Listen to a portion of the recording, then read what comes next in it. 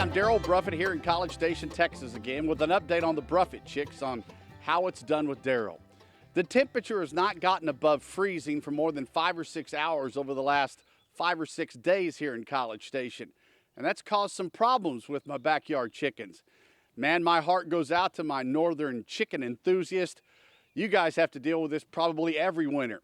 This is the first time the temperature has dropped to single digits in my area since probably back in 1989.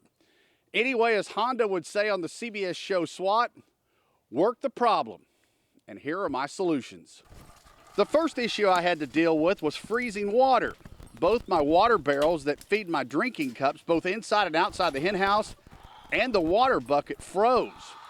First thing I wanted to do was protect my water barrels, so I disconnected them from the system and put some old wooden fence posts and some 2x4s in them.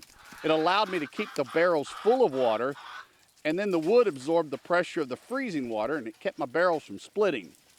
Now the issue was how to get my girls a reliable source of drinking water and not make me have to go out there every couple of hours, because I quickly learned that when the temperature drops to 2, it doesn't take water long to freeze. I disconnected my water bucket and moved it inside the hen house. Then I got a coffee warmer, or a stinger as I call it, and I put it on a timer that would turn on for 30 minutes during the day and 45 minutes in the evening and overnight hours every 3 hours. It worked like a champ. My 10 chickens consumed about a half a gallon of water a day, so I still had to fill the bucket up every morning, but that was a whole lot better than having to haul it out there every couple of hours. Certainly made me appreciate my automatic watering system.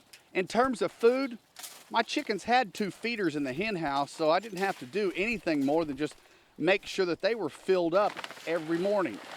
The next issue I had to work through was my normally reliable chicken door opener, which froze up. That's right, the freezing temperatures caused the aluminum housing to shrink, which kept the worm gear from working properly.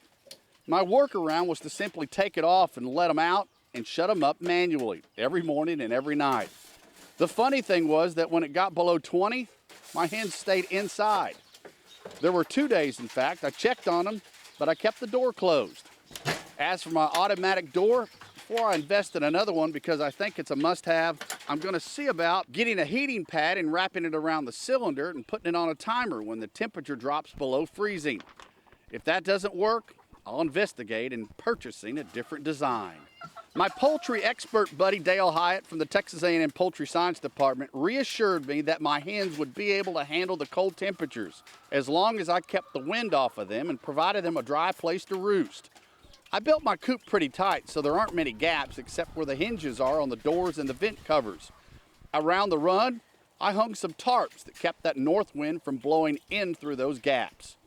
Now, Dale also told me that my flock's production might fall off, but not to worry. He said they would be using their energy to stay warm instead of producing eggs. But surprisingly, everybody produced every day.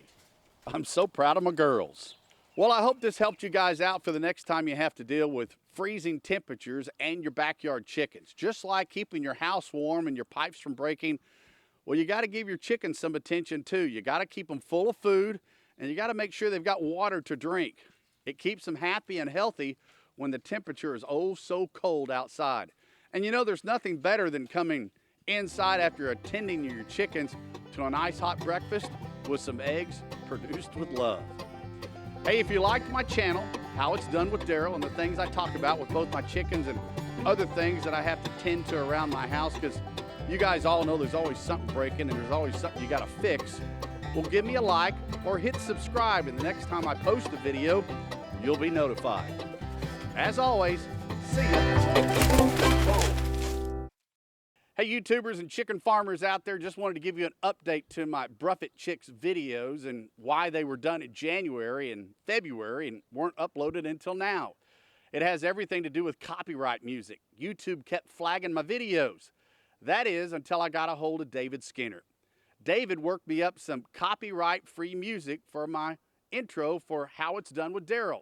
So if you need some help with your YouTube videos, just contact davidjackskinner.com and tell him that the Bruffett Chicks sent you.